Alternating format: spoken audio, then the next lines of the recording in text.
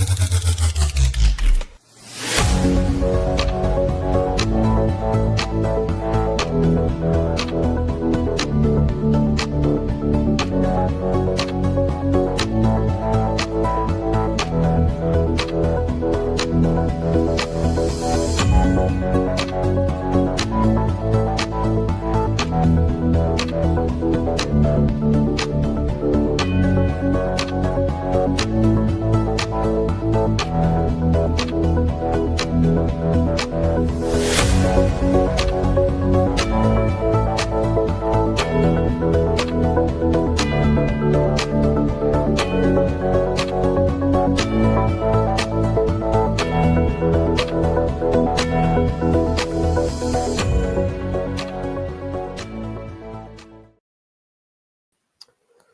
evening, everybody. Welcome to Minutes to Midnight.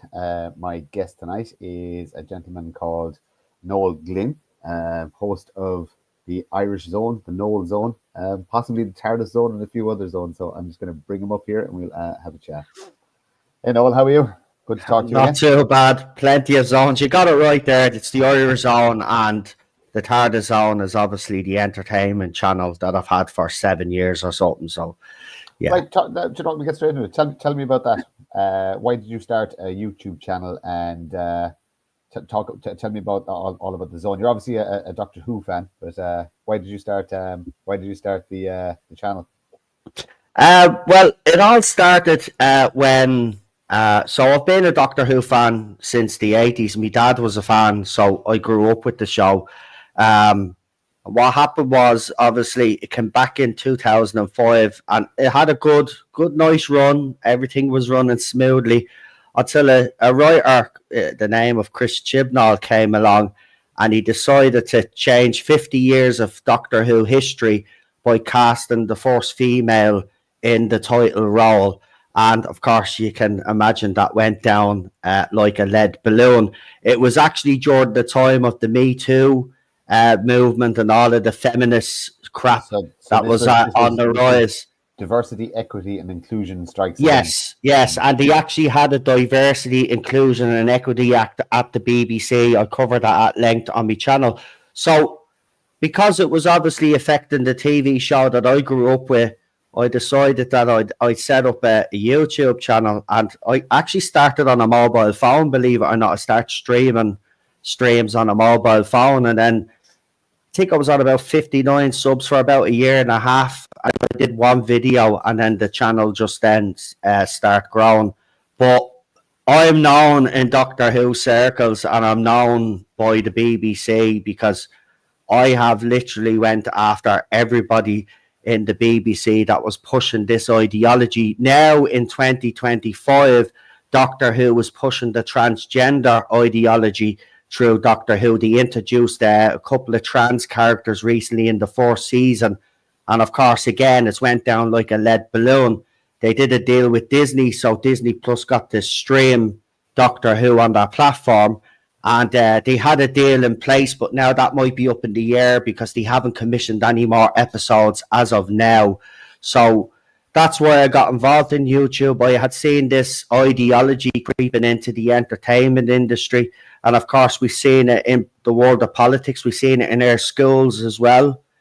You've seen that. So I've been on this. Look, I covered Jimmy Savile as well. I covered Hugh Edwards when all of that stuff broke. BBC are a horrible organisation. They are rotten to the core. And people talk about all the stuff that's going on with children and all this ideology. You just haven't even scratched half of the surface with that. You just haven't even touched the surface. So there's a lot more. If I was to say to you this, the BBC and entities like it, Hollywood, etc., it's just basically a cabal of paedophiles. Is that a fair comment, or is it a case? Is that how you get in? Is that what they have on you, that they lure you with? You know what I mean? I wouldn't necessarily. I would say this. I'd say it's a breeding ground for those type of people. You will get a lot of, like, for example, and you know this person because this person's been in Ireland and was interviewed recently on the Late Late Show by that gobshite Juno Dawson. Now, Juno Dawson, as you know, writes those disgusting, deplorable books. Well, they're writing an episode for Series 2 of Doctor Who, which hasn't dropped now, the new series. So Juno Dawson's one of the writers. So that's caused an awful lot of controversy in the Doctor Who fandom. Fans, like when that was announced, you should see, actually, if you type in, if anybody listening, type in Juno Dawson on X and look at the reaction. It hasn't been positive. Hasn't been positive. Even some people in the LGBT community, not the TQ, forget about the TQ and all of that plus business, right? Just the LBT, no, the LBG, right? The lesbian, gays, and bisexual, right? Even those groups are disgusted by Juno Dawson because Juno Dawson this is an actual quote, saying that being gay for some men out there was a consolation prize for not being trans or some rubbish like that. Like, and this is the person that they're getting in to write for Doctor Who. Actually, all of the writers on season 2 this season are all activists. So how do you quantify then? Okay, so money makes the world go round, especially the entertainment industry. Why do certain franchises seem more than happy to sacrifice profit and their fan base to push these disgusting messages? Why is that? Because it used to always be about the almighty dollar, so to speak. Yeah. You know what I mean? So why now do they seem happy? Because it's happened with all the sci-fi franchises. You know, Star Trek, Star Wars. Every single one of them have been infiltrated and pretty much destroyed, and they seem to take pleasure on shitting on the old idea and the old concepts of what you know what I mean, of what they were like. You know what I mean? Like in the Doctor Who franchise, look, Doctor Who was always a man. He was the Doctor. You know what I mean? And he regenerated into a man every single time. And that's just, you know what I mean? You cannot. It's like a few years back they were saying, well, there should be a black James Bond, and you're kind of going, well, why should there be a black James Bond? You know what I mean? That's not how Ian Fleming wrote the character. You know what I mean? It's a case of you're shitting on the source material. So why do you think they're sacrificing fans and, at the end of the day, cash to push ideology?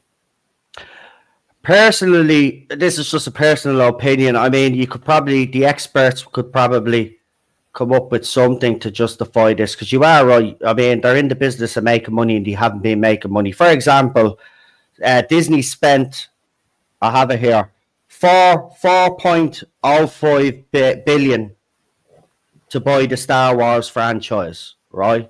That was their big golden ticket, Disney. This is what they set all their future plans on, right? So you got The Force Awakens. Originally, people were kind of like, oh yeah, that's all right, you know. But then when they thought about it, they were like, no, hang on, this is just a rip-off of what we've gotten before. There's nothing new here. But people kind of accepted it because they thought, you know, Disney's easing themselves in. We'll give them a chance. And then they hit all the nostalgia bits as well. Yeah, you know what I mean? exactly. They played it well, right? They played it safe, you will say. But when the second movie came out, and after what they did with Mark Hamill's character, Luke Skywalker, that was it. It was over there. So they brought the Mandalorian out as kind of compensation, because Mandalorian wasn't part of the original plan. So they brought that out to try with. See, here's the thing. They're making some money. Disney especially, right? Disney are making some money, right? They've got their parks. Now, their parks are losing money because, you know, there's COVID scandemic and, you know, you got all the other things, storms and all of that. So their parks are still making, but they're not making as much money as they used to.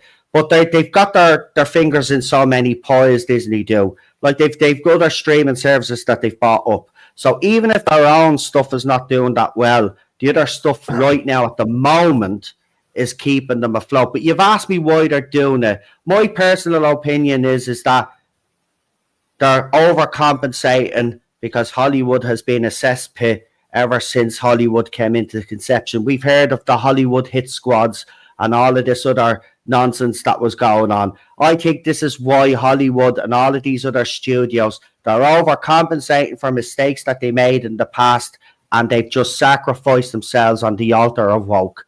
And it's done them no good, but Disney is starting to smarten up. Sony as well. Sony have actually kind of broke away sooner than most. They did Ghostbusters Afterlife, if you remember. Now, they did the sequel. It didn't do too well. but there was hardly any woke nonsense in those movies. So that's why those movies did pretty well. You've had the Sonic the Hedgehog franchise that's come out now. That's by Sega and stuff like that. But what I'm trying to say is the industry is slowly moving away from it. The problem is, though, Martin, is that 5 years, experts are saying, and people out there that know this stuff are saying that they're literally 5 years away from moving away from this fully. So it's going to take them 5 years. And also, you've got to remember the left are very good at infiltrating. So they've infiltrated the movie industry. They've infiltrated the music industry, the TV industry, the schools, government, on every level. And that all, you have to clear the swamp. Now, Trump is after getting in over there now.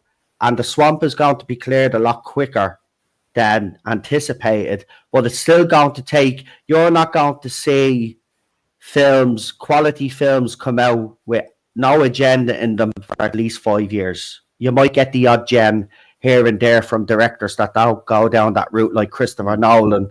But other than that, you're going to get shit for the next 5 years anyway. I think a lot of it's shit anyway. It's just I'm very conscious of my time, so I will only give my time to something that I watch all the old stuff now. I haven't watched that new. The last new movie that I watched was a Christopher Nolan movie. It was Oppenheimer. And I only watched that because I know Christopher Nolan makes good movies. So that was the last new movie I watched. But it is a fantastic movie though. It's well worth Oh man.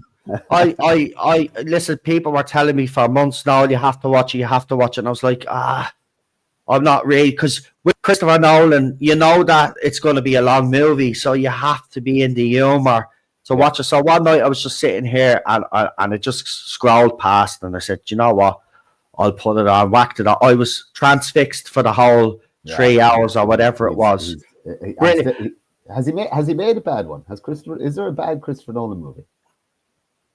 I can't think of one. I actually can't. I mean, Memento is deadly. Yeah. You know, Inception, that's brilliant. Yeah. You know, he did the Batman. I tell you what, I'll say this: the weakest of the Dark Knight trilogy, The Dark Knight Rises, the last movie of the Batman. Yeah. I suppose that's the weakest movie out of that franchise. So I'd say that's probably his weakest movie. But even that said, that movie still is iconic. Like, still has some great moments in it. But you're right, The Prestige is another one. It's not a Christopher Nolan movie with Christian Bale. That is a fantastic movie. Yeah, and it doesn't get watched enough. A lot of people don't. If you ever want to watch a movie about magicians, kind of the turn of the century, or the late 1800s, early 1900s, just go and watch The Prestige. It's absolutely fascinating movie. I'll give you a short little movie, a low budget movie, well worth watching if you're into Greek mythology. Ray Fiennes did a kind of a low budget movie called The Return, and it's about Odysseus coming back from the Trojan War, and it's a very low budget movie, a very small cast. It actually at times feels like you're watching a play, but it's only short, it's only about an hour and a half, but absolutely fantastic. Really those type of movies, Floyd, those hour and a half movies, they'll be deadly though, because they'll just fly through, but they tell the story that they need to tell. That's another thing that's missing as well. Like, you have all of this, like, it's the same with jobs, it's the same in government, it's the same anywhere. You're not given the job because you're the best at it. You're given the job because of either your skin color, your sexuality, what hair color you have, what you know what I mean? All of this. We used to give all of these jobs to people based on merit, right? And that's why Hollywood is also suffering as well. They're giving a lot of mediocre directors and writers an opportunity that shouldn't be really getting an opportunity in Hollywood yet, maybe TV, but definitely not trying to make blockbuster Hollywood movies. It's just not going to work. I mean, I don't know about you, but I would rather watch one of those shitty Hallmark movies that they used to do years. The shitty Hallmark movies that used to be on the Hallmark channel. Like, you'll get more entertainment out of them today than you would of anything that's coming out now. I mean, a movie that, and you probably loved it as well, because I think everybody did, was Gladiator. with Russell Crowe. There's two statements to make about Gladiator. Okay, potentially the greatest movie ever made, and also the only time a man is ever allowed to cry. That's it. That is the one time a man is allowed to cry. I'll throw another one in there for you. Go ahead. It was brought up on Irish radio a few years back. I remember at the time when Adrian Kennedy was actually cool. Armageddon, where Bruce Willis's character is crying. Everybody said that was justified as well. Yeah, I suppose. Yeah, it's a 1990s movie as well. So. Is that correct? Because he does see him as his son, kind of, even though your man is banging his daughter, but he still loves the kid. Yeah. Do you know what? I won't say cry, but you can have a quite little heg, kind of. Yeah. Do you know what movie I do weep up to? I won't lie. It gets me every time. It's an Irish movie, of course. It's Michael Collins. That scene where he gets it, I know it's not exactly the way it happens, right? But in the movie, when I see it, and then I see him running off to Mick, I'm gone. Yeah. I'm gone. You see that regardless of how it's filmed or how it was shot, everybody gets the sentiment that they got the sentiment across. They did. What it actually happens. So actually, look, speaking of our history and speaking of Mike Collins, so we got one big Hollywood blockbuster with a few A-listers for the Mike Collins movie, and there's been a couple of other big TV shows and stuff like that. But why is there no big HBO type production of our Irish mythology? The stories that are there in relation to Fionn McCool and Oisin and Cuchulainn, and there's a wealth of material there, and plot lines and storylines, and they were treacherous and treasonous, and they were guilty of all the sins of the flesh, so to speak, and you could actually make an absolutely fantastic fantasy series out of our folklore, and no one's ever touched it. Very, very strange. No, but see, I kind of look. We grew up with all. When you grow up as a kid in Ireland back in the day, it's actually amazing. All of these stories were told to us. We were taught all of this, and you are right. Ireland has a rich mythology, and RTE themselves even haven't, they always do stuff. Look, don't get me wrong. I know the Rising is an important thing in this country, but there's life before the Rising. There's a whole history before the Rising, and it's fascinating stuff. And they never look up again. That's the Irish government as well. They've kind of bred it out of us.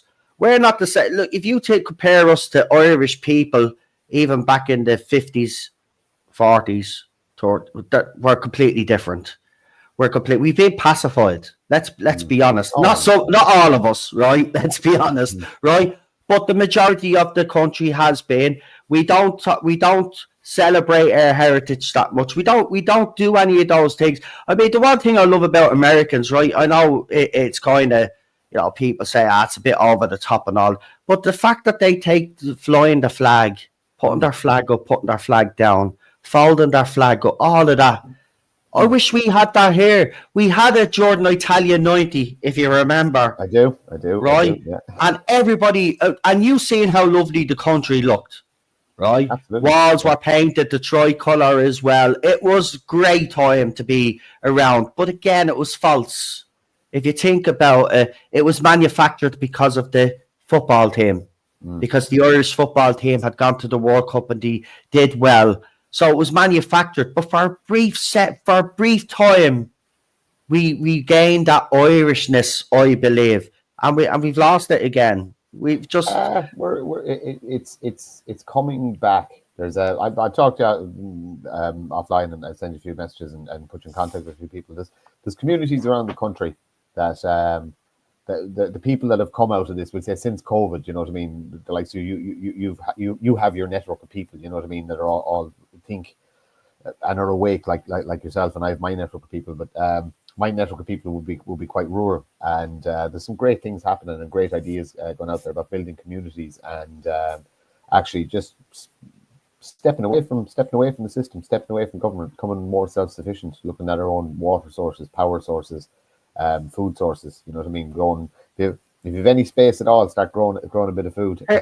Here's one for you, right? Do you know the show Rick and Morty? Yeah. Yeah, that has connections to Ireland. It's been partly funded here. All right. Is it? Yeah, but I think it's the Irish film. But again, right? Okay, I like Rick and Morty personally. They sacked the creator because of. Yeah, because of a Me Too, and it turns out he's innocent, but they have brought him back. It's bullshit. But here's the thing. The Irish Film Board here, okay, we know it's not as big as the other film boards, right? And it doesn't get as much funded. But again, that's government's responsibility. They talk about heritage and all. They have a department for it and all of this. We never hear about what the money is being used for, right?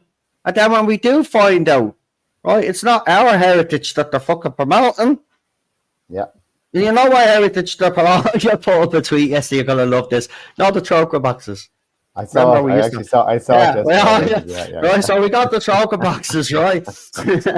And every Easter I did, me and the family, right, money into the choker boxes. We'd even get a second one, right? Bring them in. You know, you'd always have the person in the classroom that'd fill 5 of them up, show off, right? I'd be lucky if I could fill 2 of them up, but got them anyway. You bring them in, and I just thought about this yesterday because I seen your woman moaning.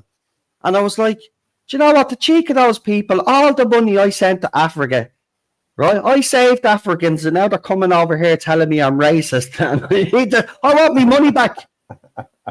I want me fucking money back. You didn't think you were actually buying one? Fucking hell. But in fairness, though, when I grew up in school, I thought I was doing good. I thought I was helping these people. We all did. Like, do you know what I mean? This is the thing about our people. We get criticised by these people that come over here. We're the most generous people in the world. We've done a lot for everybody. And yes, we could put our hands up and say that a lot of people out there helped us in their times of crisis. But that doesn't mean because that we owe people. We owe people nothing. We owe people nothing. We've got to sort out here. Right? When we sort out here, we get this country running great, and Irish people are looked after, and there's nobody left behind. Then we'll discuss other people coming here. Until then, I say no more. Close the borders right now. Right? There's too many here already, and let's assess what the situation is here first and help our own, and then get rid of the ones that shouldn't be fucking here. End of story. And I won't go into any more politics because I know you want to keep it. We got people in the chat, Martin. I don't know if you're aware, but we've got 40 people watching, and we've got some people that follow me on the other channels in the chat there. Oh my god, sorry, I must put it up. The comments actually closed off. You can check it on StreamYard there. Yeah, no, you can check it out. There might be a few people. There's a few people there that we know from Irish people as well. There's one of your fans. Hi, I know, big fan, and thank you. Seriously, it means a lot. But I hate that word. I just do you know what I describe myself as? I'm a mouth on YouTube that happens to be lucky to have an audience, right? I don't have any airs of graces about me. I just do me thing, and I do appreciate all the support. You're all brilliant. I have to say, it does mean a lot to us all in the nationalist movement as well, the amount of support that we get off people around the country, and of course wider around the world, because it gives us a lift, doesn't it, Martin, when things are a bit gloomy and doom and gloom in this country. I'll be honest with you, I needed a positive conversation. I actually my soul needed it. This is interesting. Here, who put this in? Christopher Nolan is going to do the Odyssey. Elliot Page in there. That'll be, I don't know why she'd be in there. Whatever it. Tom Holland being considered capacity. What did you think of the Troy film with what was his name? Help me. Brad Pitt and Australian actor. No. I if I remember correctly, I remember when that came out. Isn't that the movie where Angelina Jolie? No, that's Alexander, isn't it? I get mixed up between the two because I know Alexander Colin Farrell. Was the Colin Farrell one, yeah. Colin Farrell one, yeah, where he's shagging his mother. I mean, it is Angelina Jolie, so I mean, you know. Yeah. But then you look into her history and you be going. Here's a good character now. I don't know if you know him. Do you know Nuada? Yeah. Keith. Yeah. I've had a bit of a run in with. No, I mean, it's not that I meant it. It's just like, you know, when I hear. I don't want to get into politics, but when I hear people giving out about certain sites out there, and then when there was an opportunity to get help at the time, and it was turned down, I just, you know, we had a bit of a falling out. But you know what? He puts out great content, and a lot of people love him. So I'm not going to say anything bad about any. But look, I'm just so passionate, like yourself. I just want our people to wake up because, you know. We can't. I do agree. We can't be at each other's throats. We have to eventually come together. So you know, absolutely. And you know, we can have like most of the stuff is petty anyway. It is. It's not even worth it. You know what I mean? I'm over it now. I just don't like. The one thing I will say is I don't like nationalists bigging up Conor McGregor. Will you just leave it out with that, please? And then I'll be happy. Right? That man is no good for us. Right? Trust me. He's not going to be any good for us. And if he really cared about the country like he said he did, he'd be standing right beside us all when we're out protesting and stuff. And I'm not saying he needs to go to every single protest, but the fact that he hasn't been at one, and he's talking all that smack on social media. No, I'm sorry, man. You know, for me, you know yourself. For me, you know, words are nothing if you're not going to back them up. And he hasn't backed that up that he said, so... You know, it remains to be said. You never know. You might surprise us all and turn up, but I doubt it. Yeah, I'm kind of. I think I'll still be going to events and stuff like that, but my energy will the protests and the legal routes in this. I mean, there's some great, absolutely fantastic minds who have taken legal challenges, Patrick McGreal, etc. I mean, brilliant human beings that have taken legal action against the government. Nothing. No, just shut that. No, actually arrested for being in a room. You know what I mean? Do you know why I won't work though? Do you know why I won't work? And it's a waste of time. And I'm not knocking anybody that's done it. I know one of the guys that's done it, Frank. I think is it Frank? Is that his name? He's been doing stuff. I was there with him at the High Court when he tried to get a judge to hear him out, and it was comical because we were going from one court to the next. It was an absolute joke. But you know why those won't work? Because the system is corrupt. Look at the judges. It's gone. Martin Nolan. Actually, there's just in case anybody doesn't know, I must sign it myself. There's a petition going to, and again, I know petitions probably won't work, but it's still good to actually get the numbers to sign it. There's a petition against Judge Martin Nolan. It's out there online, so just stick it into Google or DuckDuckGo and please sign it. If you don't know who Judge Martin Nolan is, you need to find out.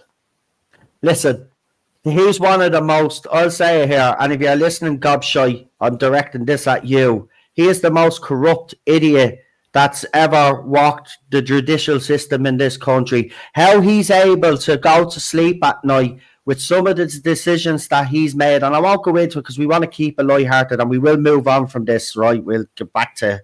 we'll talk about Crocodile Dundee in a minute. Something's gone on there. Anyway, but he's the worst one out of the whole lot. But be under no illusion, most of the judges in that place are corrupt. And you're not going to win injunctions, and you're not going to do that. Listen, there's only one course of action, right? We're not there. We're probably not there yet, but there is only one course of action. Because if you accepted that, you don't have to say it out loud. But have you reconciled that in your head? Yeah, because I believe if we wait another 5 years, we're done. We're done for. I actually believe that now. If you look at the Martin, you have to look at it logically. If you look at the numbers that are coming in, what did they say? 142,000 last year or something. Yeah. That figure will at least double this year. It'll double again next year, and the year after, and the year after. Remember, Simon Coveney went on to News Talk and said that the goal of the Irish government by 2030 right, 2030, was to double every town and city outside of Dublin, right? If they continue taking the numbers that they're going to go over that quota, then you got to think of it. These people are here. These people have kids in the meantime, or already have kids, and their kids have kids. So I have reconciled. I don't want it to happen. I don't. It's the last thing I want. But I don't see us getting out of this politically. Here's my honest opinion. The nationalist movement, in my opinion, is a shit show right now. Right? You are 100% right. Right now, if it wasn't, I'd have different feelings. Yeah, and this is somebody from the inside, so it is. If people just look, if this movement could find some way this year to get their act together and truly come together as one entity, right? And then have the different facets, as you said, the media, the different parts of it, right? All connecting us, all doing their thing, but helping out the nationalist movement in their own way. I think we could get somewhere politically, because I do think there's a political storm on the horizon anyway. Give it a year or two and this government will be in the shitter. So if you think about it, instead of saying wait 5 years from now for the next, say 2 years, right? See if this government lasts. I don't think it will. I think there'll be a financial crash, there'll be something, and it'll destabilise. Financial crashes. Right. That's so from we got to be ready. And if we get ready and we could truly come together and put all the pettiness aside and all the differences aside and say, right, we're doing this for the country. That's it. That's the only thought a nationalist would have in their head. You're not doing it for yourself, right? You're doing it for your kids. You're doing it for their futures, right? But you're doing it to save your country that you were born and bred in. It's not about you or anybody else. Do you know what I mean? All this ego needs to go. As soon as that ego goes, I promise you, this nationalist movement will be brilliant here. Look at the way MAGA did it, right? Some of them even weren't getting on, but they got on for the election cycle. And look what they did. They performed a fucking miracle. Yeah, right? Absolutely. It can happen here if we just get together. But I don't believe we will. So that's why I've resigned to the fact that I think it's only going to go one way. And even if it does, it'll only be a few of us. And if it's a few of us, sure, we're going to end up in prison and nobody else will do that. So it'll be for nothing. Well, it's a sacrifice worth making. And you have to remember there was only, about 13 to 1,600 people actually involved in the 1916 rise. That's right. Yeah, and the rest of the country didn't want them to do it. Sure, they were being jeered at and spat at in Dublin. So you don't need big numbers. You just need people with the moral and mental fortitude to go ahead with it. Right, hitting the half an hour mark or just over the half an hour mark, we're going to lighten it up again. Yeah. I made a statement to you yesterday in relation to start. Just for anybody who's not watching. I'm going to be open and very honest now. I'm a complete nerd. I've always been a nerd. I love being a nerd. The Dead Box. So it's a homage to Deadpool and Doctor Who. So it's the Dead Box T-shirt. Very good, very good. So I would have what are called graphic novels still knocking around my house, and what they are is they're comics for adults, but they're some of the greatest stories ever written are actually in graphic novel form. So if anybody you probably remember Forbidden Planet, up in what was it in Moore Street? No, not Moore Street, in Dawson Street in Dublin. Yeah, they've got the big one now on the quays there, but they're not doing well. A lot of these shops are struggling.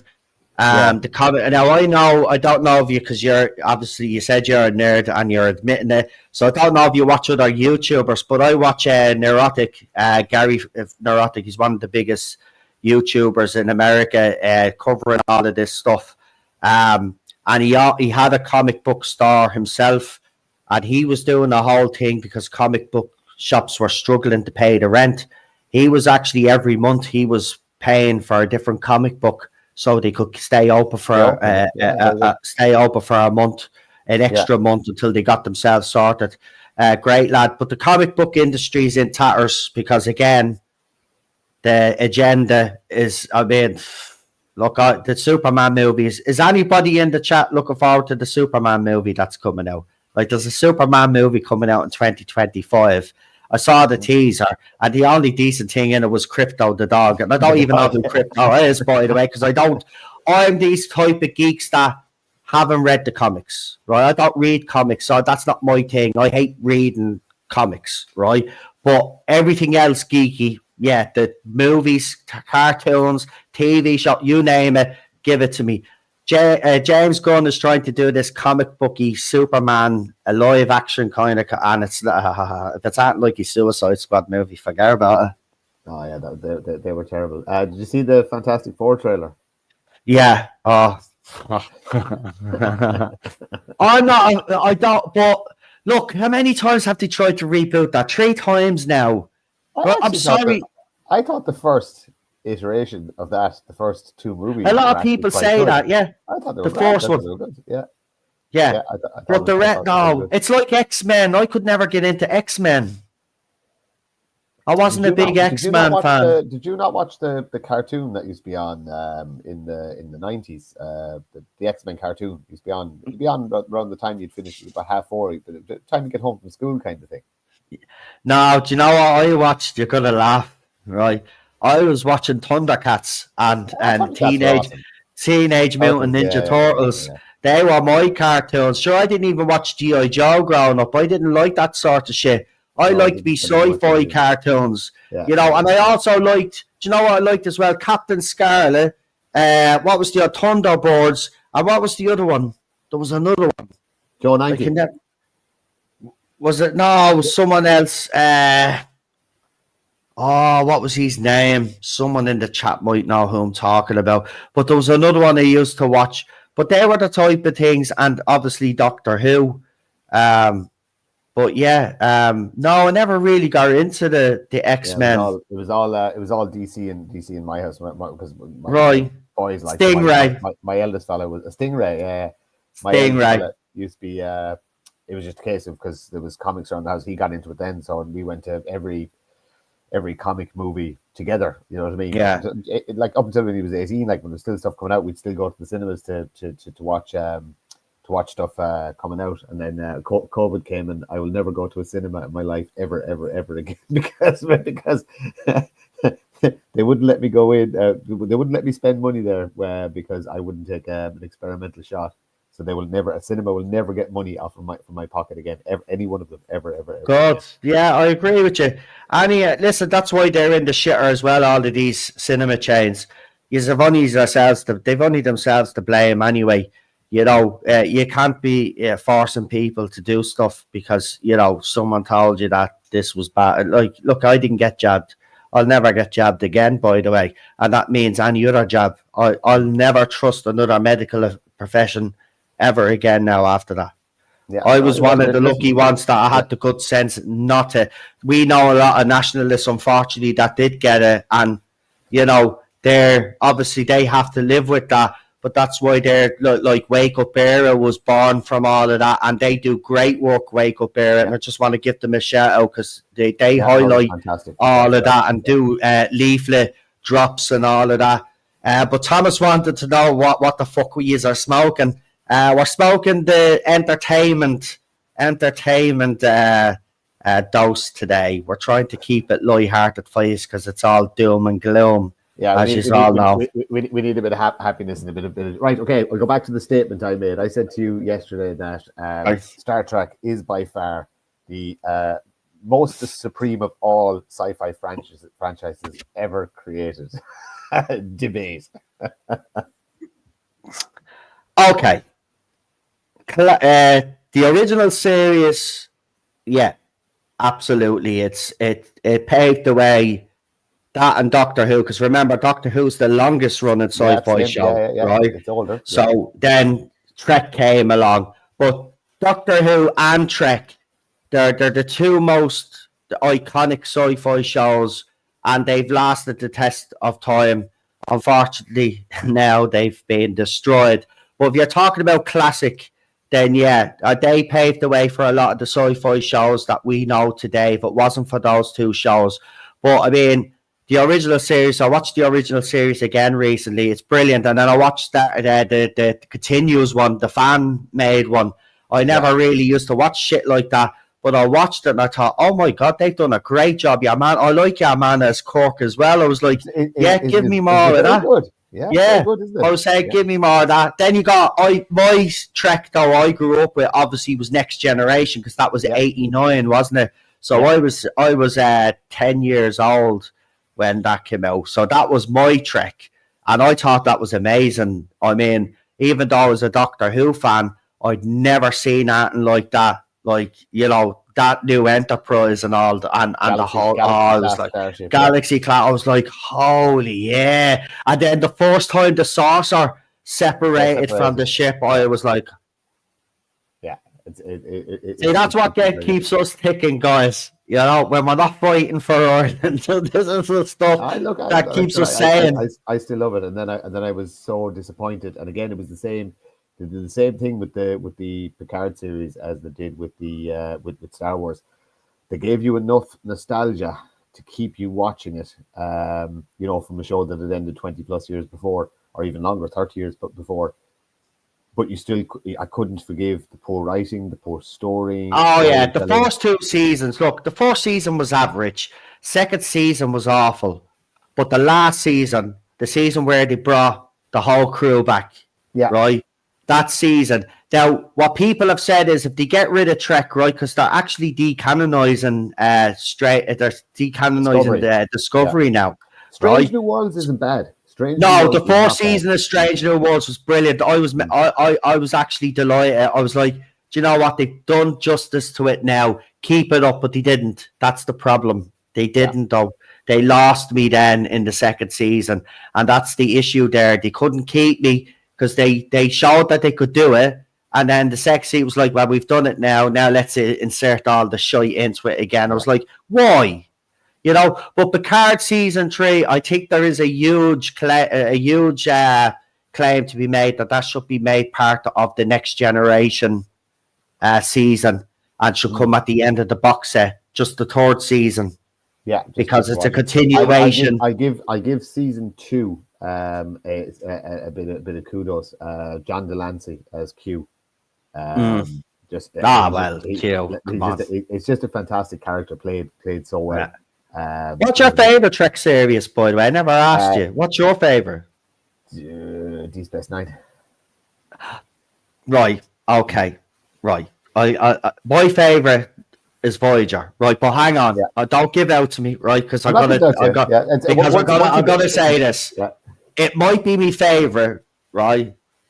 But if you're talking about Trek and you're talking about the best written, the best for the lore and stuff like that, it has to be Deep Space Nine. I mean, it blows the original series out of the water in that regard, right?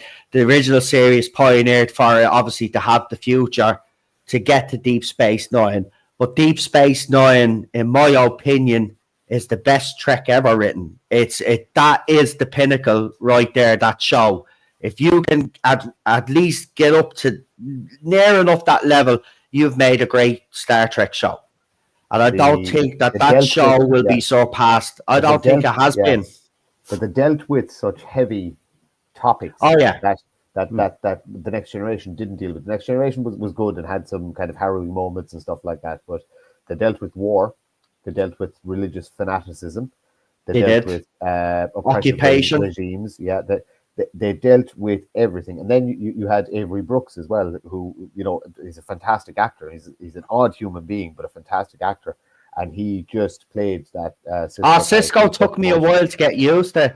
His captain did take me a while to get used to, because he'd be serious about something, right? And he'd be giving out to someone, and then they'd leave his office. And then he'd put on this weird, like, expression, laughy, and I was like, that's creepy, man. But you're right, he's up there. If he's not the best captain, I mean, I think they will always say Captain Kirk, but in fairness, you got to judge it properly. Is he really the best captain? No, Picard is the best captain.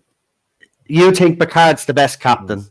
I think Janeway is. I think Janeway is. Yeah, you could argue that. You could argue that. The funny thing about Deep Space Nine and Voyager is they both took till season 3 to hit their stride. Yes. Yeah. And after that, then they were. They Oh, you are brilliant. Yeah. You had to slog through season 1 and 2 in both series to get through. Voyager was the same. Voyager, the first 2 seasons of Voyager, I would describe as, average. But from season 3 onwards, it really started to get. As soon as the Borg start coming into it, then season 3 ends with Scorpion Part 1, and then season 4 starts off with Scorpion Part 2. That's what I'm on right now. That's how I know, because I'm actually watching. I'm binge watching that every night now. I'll watch a few episodes now before I go to bed. That fourth one, you're 2 steps from Anthony's channel. Turn it in. This is going out on Anthony Casey's YouTube, and I noticed that when I was looking for the channel, right, so I could post the link so we could get people. Paul Fitzsimon's channels, my channels, and Anthony's channels, because we all use the same studio. So like we just say we all agree to use each other's social media accounts. It's always very formal, if you know. Well, not really. The Irish column on Sunday nights isn't formal, but that's just having a laugh. But it's good. But like I said, you know what? There's nothing wrong with the lighthearted conversation every now and then, because we're surrounded by someone in the chat says, I was very fond of 7 of 9. Listen, the Star Trek producers make no bones about that she was brought in for sex appeal. Yeah. But the thing about Jeri Ryan is, though, this was the thing about her.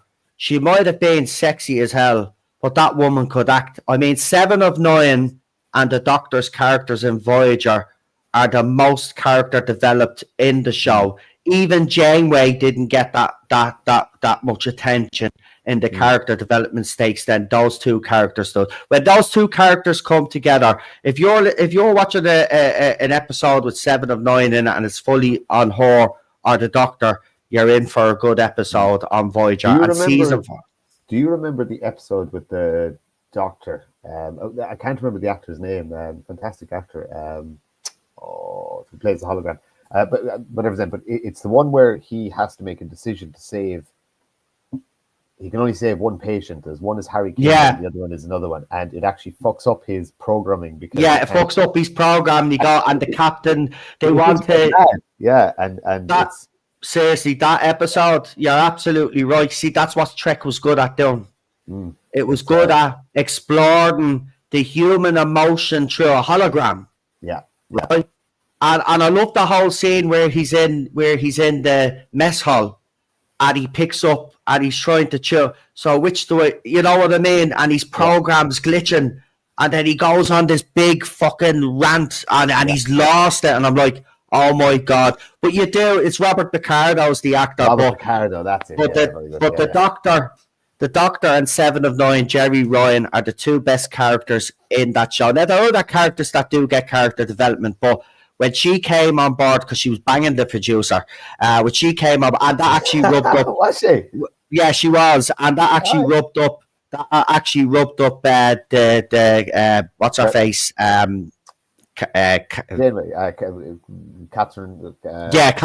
That rubbed her up the wrong way. Yeah. It rubbed her up because if you notice, 7 of 9's uniform is different to everybody else's, even though she's in Starfleet. Yeah. But it was deliberate. I mean, she still, when she came back for Picard, do you remember when she came back for Picard? I said, holy shit, she is still fucking hot. Yeah. And she finally got to wear the uniform at the end. But like the producers knew who their target audience was, and they knew exactly what to do. What did you make of Enterprise as a series? I have to make a confession. That's the one series that I've never been able to watch, right? But time, or you're just going, I'm just not watching that. Now, I will say this though: my parents are huge geeks, if they want to call themselves, and horror buffs. They watched Enterprise. My mum loved it so much that she had the theme tune as our ringtone for years. Oh, very good. Right, she loved it. Now, they say the same thing as everybody else. It takes a couple of seasons for that to warm up, but then when it warms up, then they pull the fucking plug on it. but apparently it was actually going in the right direction, and the show was supposed to be doing. Look, you know, there'd be an argument to be made that if they wanted to bring Star Trek back, then they should have dealt with Enterprise and brought it back again, because that's what fans really wanted. They wanted that show to have a resolution. Scott was still up for it at the time, you know, and they decided against it. And now we've got Kurtzman Trek, who isn't even a sci-fi writer, by the way. He wrote Hawaii Five-0, the updated version, which is great. Great cop show, great drama if you're into that. But Star Trek isn't drama. That's the thing. Star Trek is an amalgamation of loads of different genres, but at its core, it's a sci-fi show. Mm-hmm. And these people, like Kurtzman, like RTD, who's writing for Doctor Who now, just don't have a clue how to write anything sci-fi. Everything is drama and blah, blah. Who's kissing who and who's screwing who? Nobody gives a shit about that, mate. Yeah. You know, they think we care about that. I don't care if she fancies her or he fancies him. Right? Yeah. I want to see space battles. When I watch Doctor Who, that's what I want. Say it. Where are the space explosions? You know what I mean? Speaking of space explosions, did you or the lack thereof and lack of space sound? Did you watch the Battlestar Galactica series? Which one? The old one or the updated one? The new one. The new one. I watched a few episodes, but I haven't watched it all. But I do know that it was done great. Yeah, like, there's box sets you can get which are actually a big Cylon head. Yeah, I own one. Right. I'd highly recommend getting it. It's the West Wing in space. It's very, very good. Right. Yeah, that's what a lot of people have told me, that because I like the original, you know, and V. Do you remember V as well? You know, the original V, but the updated V as well. I haven't watched that either, but I heard that's brilliant as well. No, there's shows on me to watch list. I have loads of backlog. You probably are the same because we don't watch any new shit. I've actually just given up on any list of it and just accept the fact that from time to time, maybe once every 2 or 3 weeks, I might not be able to sleep. And you watch something on. I watch something at maybe 3 o'clock in the morning, and that's it. Yeah, that'll be it. But during just don't put on Lord of the Rings, or you'll be there for 4.5 hours still awake. I did it in one day. I did the 10 hours in one day when the new series was announced, just to remind myself and to actually go through it. And it was a day. I think it must have been long after the local elections or something like that, or it was a kind of a wind down, and it was a case of this is the first time I don't have somewhere to go, or I don't have somewhere to be, or I don't have a meeting to go to, and I'm like, what am I going to do? And I think I was twiddling my thumbs, you know what, I'll fucking stick it on. I did the 3 movies in one day. John Logan in the chat says, guys, bad news for you, space is fake. Hey, I mean, I'll tell you what, listen, I'll tell you what. Do you now believe the moon landings were real? Right. Well, here's an interesting one. When I grew up, I didn't. Right. I believed in all the conspiracy theory about the moon landing. But when you actually look at all the evidence that's presented, it's actually all after being debunked. And the fact as well, and I just want to point this out, that the Americans do have enemies. China, right? The Japanese don't really like the Americans, and they sent probes to the moon, and they've shown the moon landing sites, right? I have to say this, right? I'll put a bit of disclaimer. It is pretty amazing what they did in '69, considering they can't do it now, right? Because that's what they're leading up to. But I do believe listen, I've watched all the documentaries. Right, I was the biggest moon fake hoax fella that was screaming that, no, they didn't, they're lying to us. But all the evidence that was presented by Bart Supral, that fella that did a strange thing happened on their way to the moon, that whole documentary was debunked, right? They talk about the shoes that the spacemen were, well, they broke off, they're in 2 parts, you only see the flat part, but the part with the grooves in it, they actually show you the attach on, like they go into, that's the flat part is the inner boo, and it goes into the outer boo, which was the ones with the groove. but they have them like that was one thing. The sea on the rock, all of that shit. No, listen. Stanley Kubrick didn't help the Americans fake the moon landing. Right, we landed on the moon. End of story. We landed on the moon. All of this shit. Seriously, I was one of the biggest. I'm not lying. The wife will tell you. Like I was like, no, didn't land on the moon, but it's been debunked over the years. Right? Why would they lie? Why would they have to? See, I don't ever get this though. Nobody. Why do you think they lie? Because you can't just say they lied about the moon landing just to bankrupt the USSR or the Soviet Union, right? That would make no sense.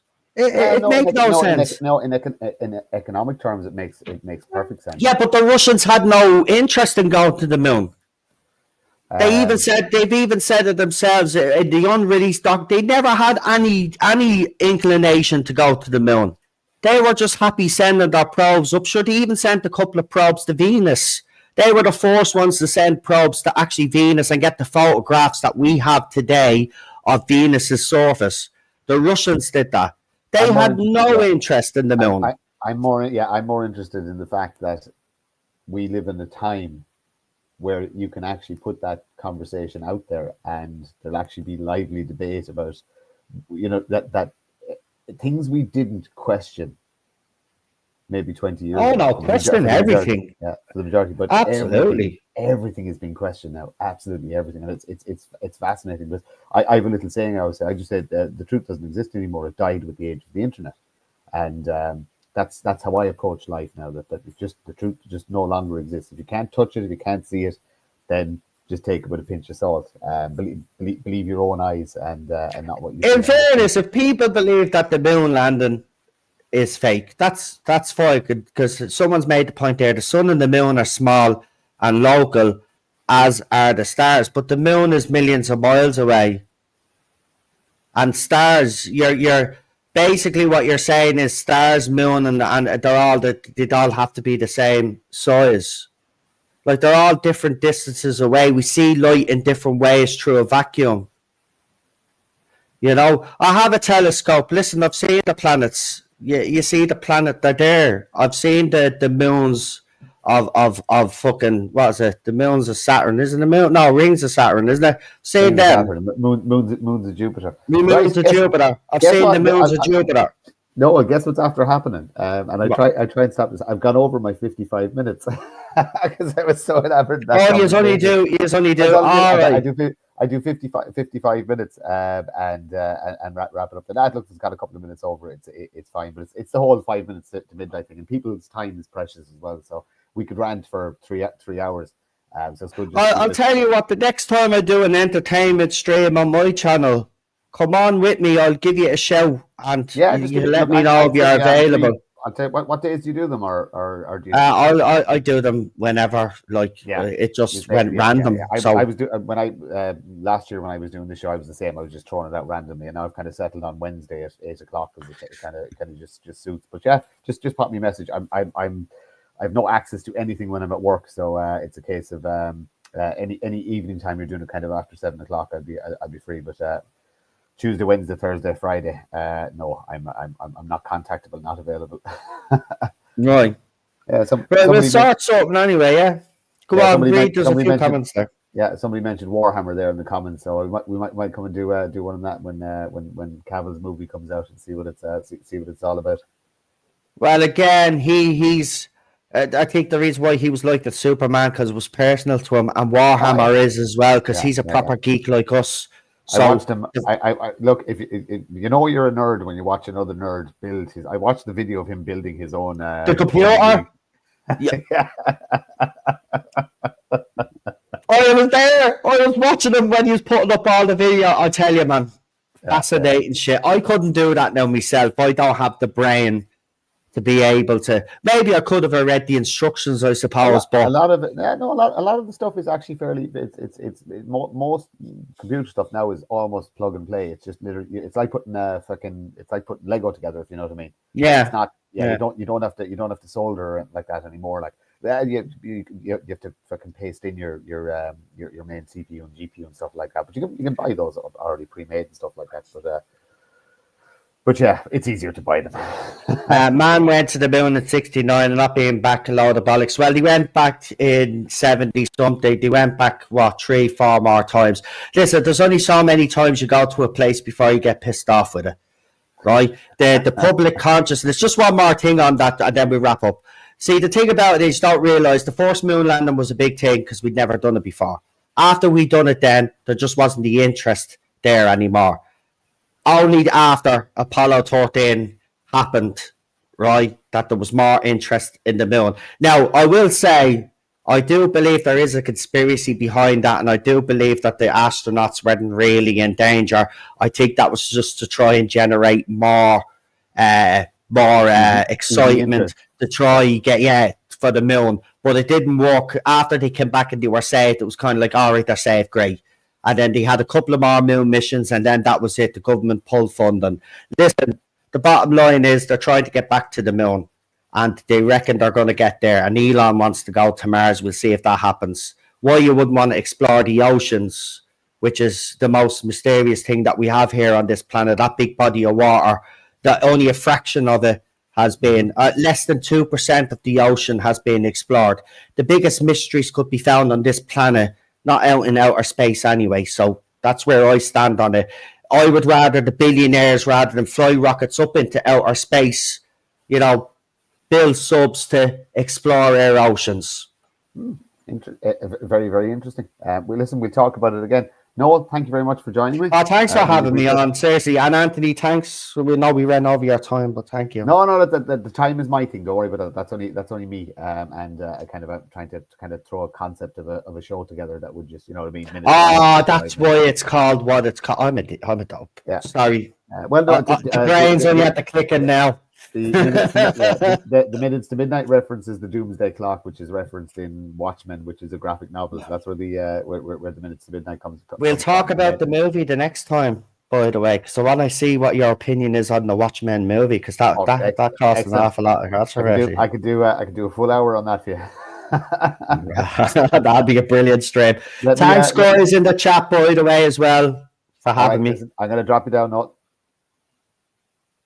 All right, listen, everybody. Thank you for watching. Thanks for interacting in the chat. That was actually so nice because, like I said, there's been a lot of doom and gloom, and it's always a serious conversation. It's always about the trouble in the country and the things we're facing. So it was actually nice just to have a conversation about stuff. You know what I mean? Just stuff. All right, guys. Night. We'll see you next week.